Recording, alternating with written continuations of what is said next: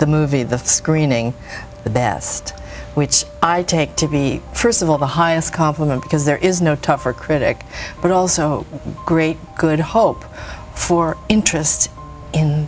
The mountain air was quiet the day the world learned Robert Redford was gone. News of his death landed like a sudden, sharp silence. People stopped mid-sentence, fans stared at their phones, and the bright noise of Hollywood gave way to a stunned hush. He died at his home in Sundance, Utah, a place he loved and had shaped into a refuge for artists and storytellers. That place, and the work he did there, would always be part of how he lived and how he would be remembered. The funeral was what he wanted: private, small, held among the mountains he loved, with no cameras and no red carpet. Family gathered close in quiet. The ceremony was not staged for headlines. It was made for memory. For those who loved him, it was a raw, private thing.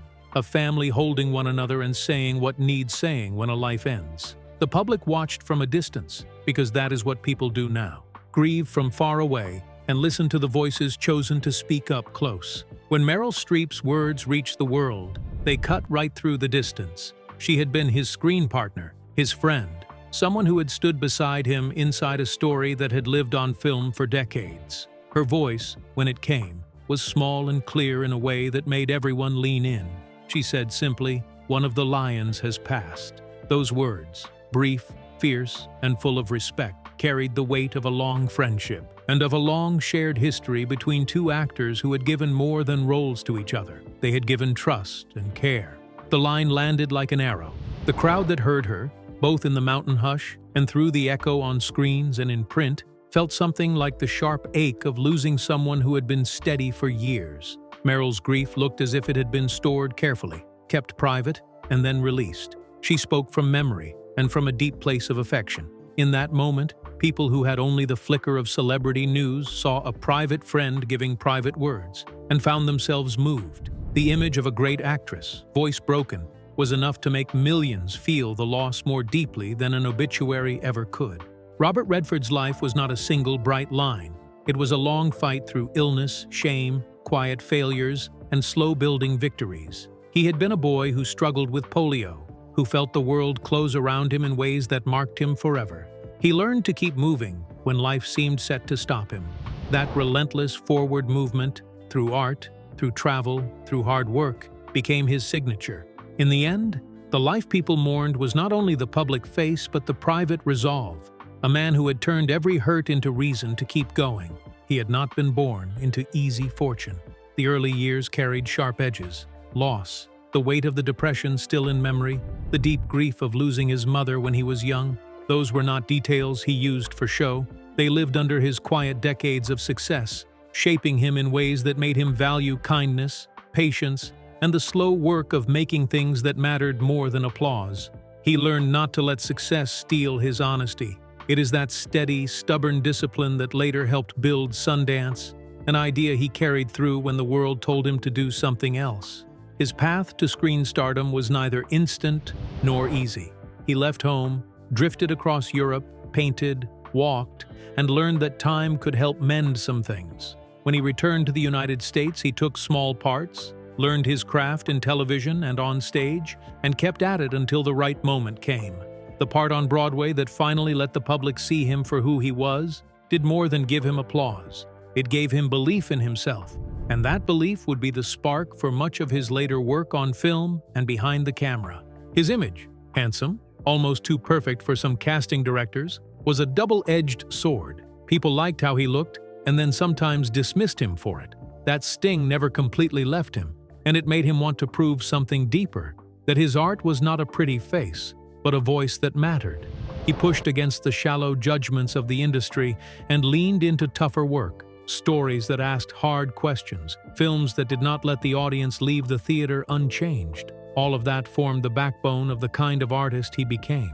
The parts people remember him for, the outlaw charm of the Sundance Kid, the scam artist's wit in The Sting, the careful truth-hunting reporter in All the President's Men, the stubborn love in The Way We Were, showed how he could mix light and depth. Where others might have stayed inside comfortable fame, he chose harder roads, directing films like Ordinary People that looked right into grief and pain. That move did not win him only awards. It proved to himself and to others that he had the courage to tell stories that hurt and that mattered. But the story of Redford's life belongs to more than his roles. He built a home in Sundance and a festival that let other voices be heard, filmmakers who otherwise might never have a stage. He started a small, fragile idea and held it to life until it became a place where new talent could be seen. That was perhaps his greatest gift, giving a platform to the quiet and the brave, to people who would have otherwise been lost in the Hollywood noise. That generosity of purpose shaped a field of film for generations. At the funeral in the mountains, Meryl Streep's tribute was not a speech about awards or boxes on a mantle. It was a simple, human expression: grief, love, and recognition. When she said that one of the lions has passed, she meant a great man who moved through life with a kind of noble strength, not the clamor of fame, but a steady bravery. It was a line that took the public's breath simply because it was honest and unadorned. People do not always get that kind of simplicity in public grief. It cuts through the usual language and lands where the heart is. Those who looked for drama found something quieter, a long friendship marked by mutual respect. Meryl remembered a man who made her feel seen, who listened without judgment, who showed steady companionship through decades. Their connection, born on a film set and nurtured in the years after, had the weight of shared work and shared humanity.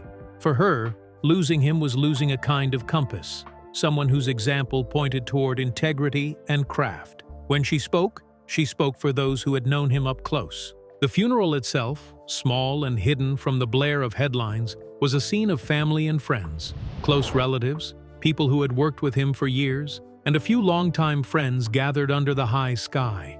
In that circle, Meryl's words echoed, but so did private memories, moments on set, long conversations, long silences that had become companionable over decades. Those small recollections are the things that build grief into shape. The small daily acts, the private jokes, the ways someone eased a day that seemed impossible. While the world watched from a distance, the family grieved up close. His wife and children, those who had shared meals, arguments, and years of quiet acts of love, felt their world shift. They held one another the way families do when the sun goes out, uncertain but steady, finding a way forward by taking one careful breath at a time. The grief of a spouse and children is different from the public's slow mourning.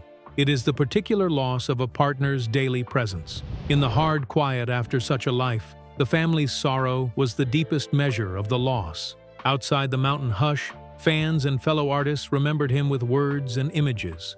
People wrote tributes online, called him a mentor, and thanked him for the festival that changed film. Directors, actors, and writers shared stories of being lifted by Sundance, of first screenings and second chances. The scope of his influence was more than films. It was a field of people who were able to find their voice because he made space for it. In many ways, when people mourned, they mourned not only an actor, but a builder of hope for other artists. Meryl Streep's grief spilled into the public sphere because she had been asked to speak for many who loved him, but could not be there. Her face, often seen as a mask of calm and craft, broke in a way that showed the private cost of a long friendship. She said she loved him, admired him, and would never stop missing him. Those were simple words that said a lot, the kind of truth that holds up a life and makes it feel real to everyone who hears it. For many people, a few images lingered. Redford standing on a set in Africa, the wind pulling at his hair, him at an awards ceremony holding an Oscar that opened doors, him on a cold morning at Sundance watching the first showing of a small film by a young director. Those images did not capture all of him, but they showed the way he chose to spend his life, with care for craft and care for others. The pictures of a man who gave time and energy to helping others are a large part of what people grieved. The life of a public figure always has two faces, what fans see on screens and the private life carried inside. Redford's private life had its own weight, health that slowed him in later years, the quieting of once powerful strides, the small changes time makes to every body. Those private realities did not diminish his work. If anything, they deepened it. He turned the things that took from him into reasons to give more effort to storytelling, more care for other artists, more commitment to a world where small voices could be heard. That is part of the legacy people clung to when they thought of him. The idea that someone like Redford could inspire both awe and tenderness is part of why people reacted so strongly. When someone who seems strong and unbending dies, the shock is double. We mourn the person, and we realize our own fragility. Meryl Streep's words were a mirror for that feeling. She did not grandstand. She simply told of loss. In those minutes, she allowed others to feel their own losses too, to make space for grief that is more than celebrity buzz. It was a rare moment of plain human truth in a world that often layers grief with spectacle.